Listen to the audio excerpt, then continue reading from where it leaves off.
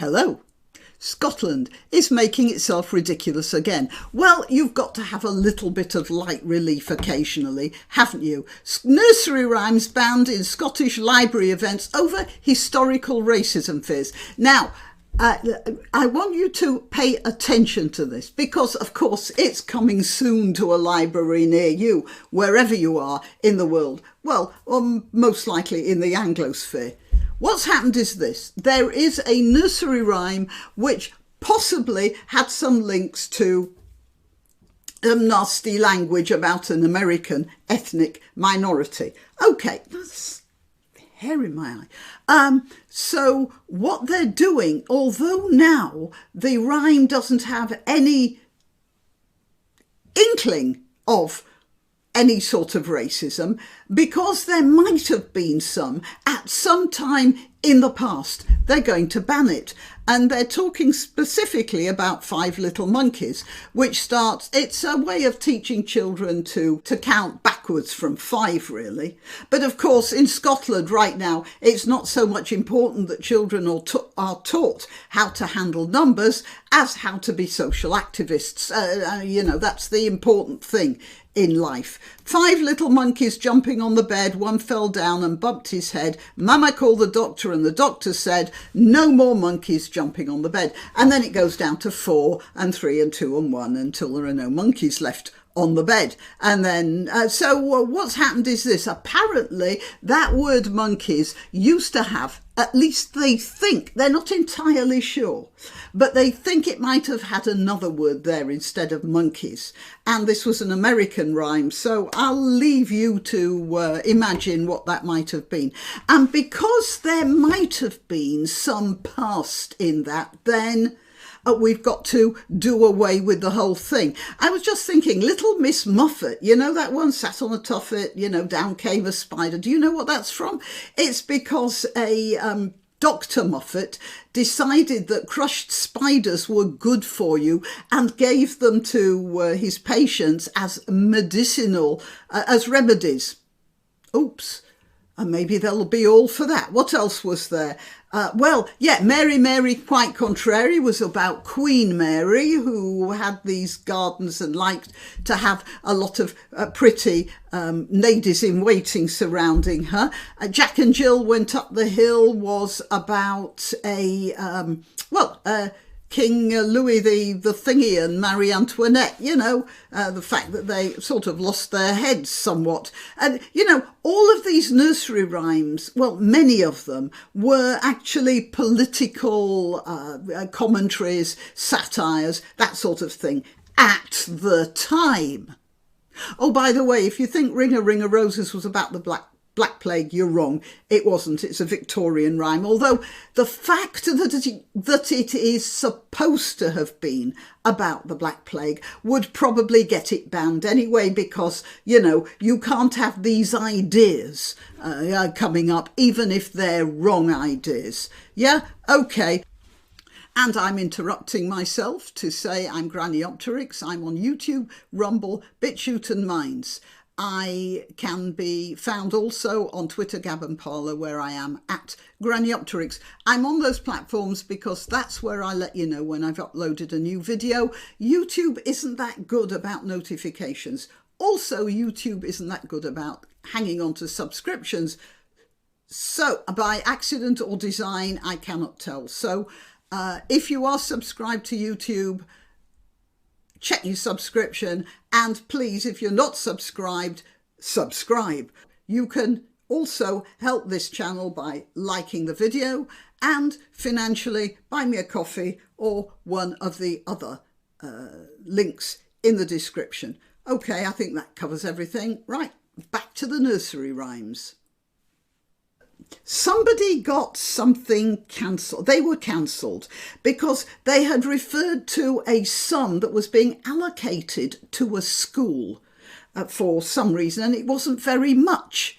And this person said it was a niggardly sum of money, which means in English, a very small and miserly sum of money. But the person who heard it, who was an idiot whipped up, so I'm not sure it was a Twitter storm at the time, it was a while ago, but whipped up a storm about it, and I believe that the person who said it got himself or herself cancelled. Because, well, if the word didn't mean that awful racial slur, then it should have meant it, and those guys, let's throw those guys to the wolves.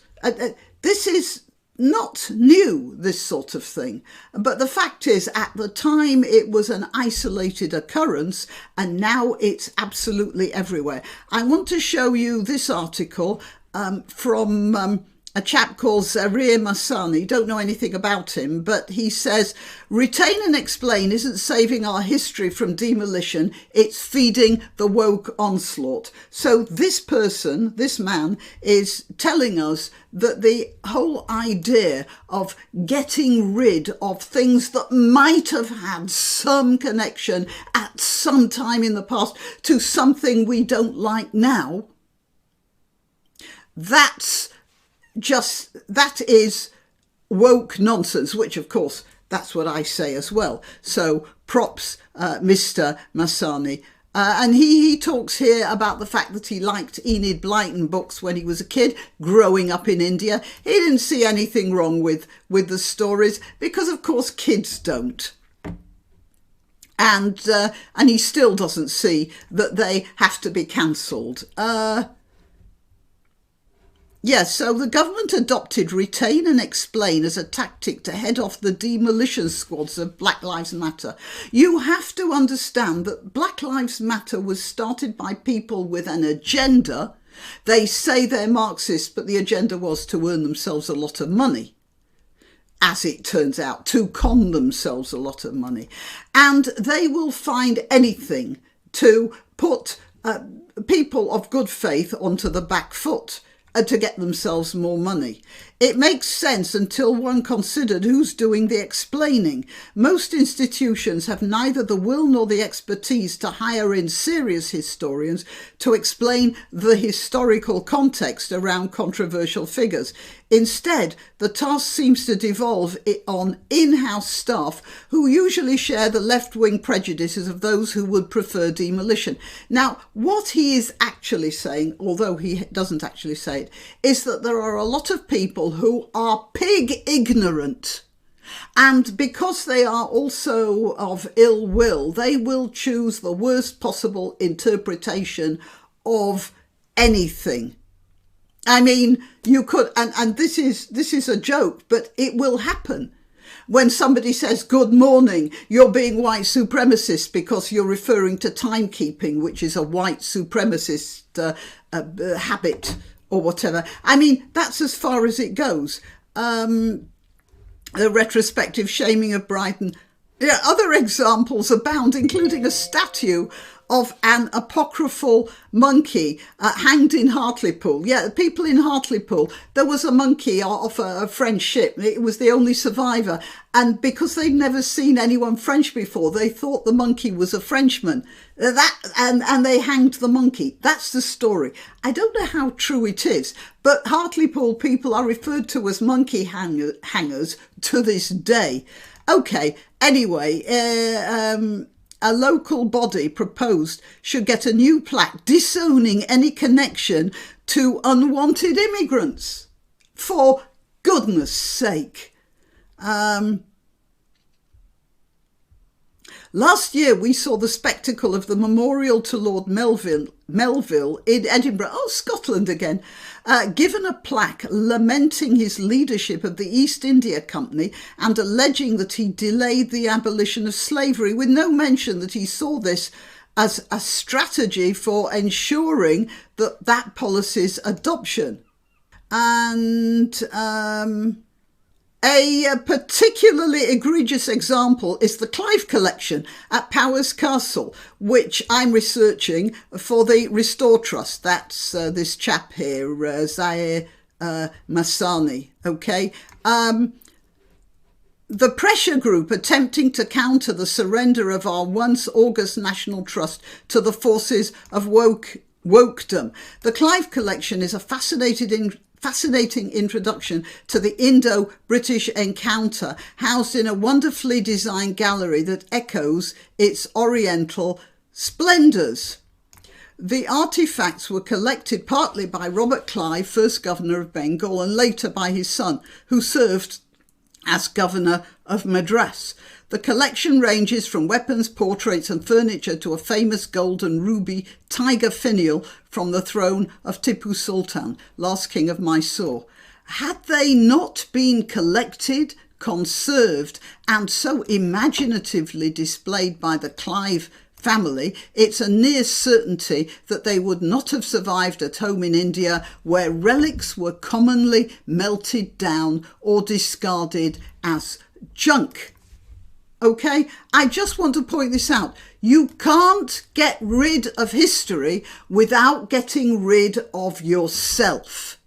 Right, and so the Scottish idea that we're going to start dealing with nursery rhymes that don't happen to fit the modern woke agenda, it's not going to stop with Five Little Monkeys. It's going to go, oh, by the way, Rockabye Baby on the Treetop, that was actually a reference to American Indians who used to hang their babies on trees, to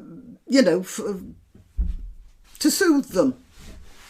And I believe that there was also a practice of stopping babies from crying among American Indians, because it was absolutely important not to give your position away if you were stealth camping. The tribes were often at war with each other. Then I have been told that they would hang, when a baby started to cry at the beginning of its life, they would hang the baby up on a tree and go away from it and just let it cry until it stopped.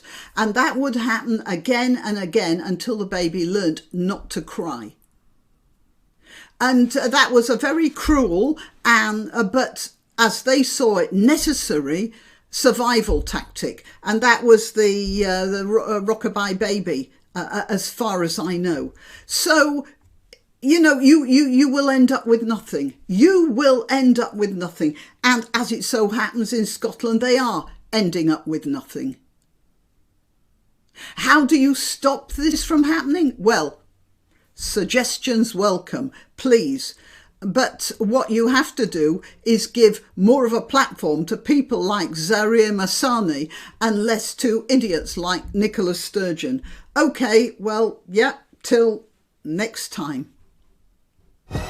Why not treat yourself or a favoured relative or friend to these magnificent examples of merch? The mugs and t-shirts come in the granniopteryx design or Granbo with a firearm or the more deadly knitting needles.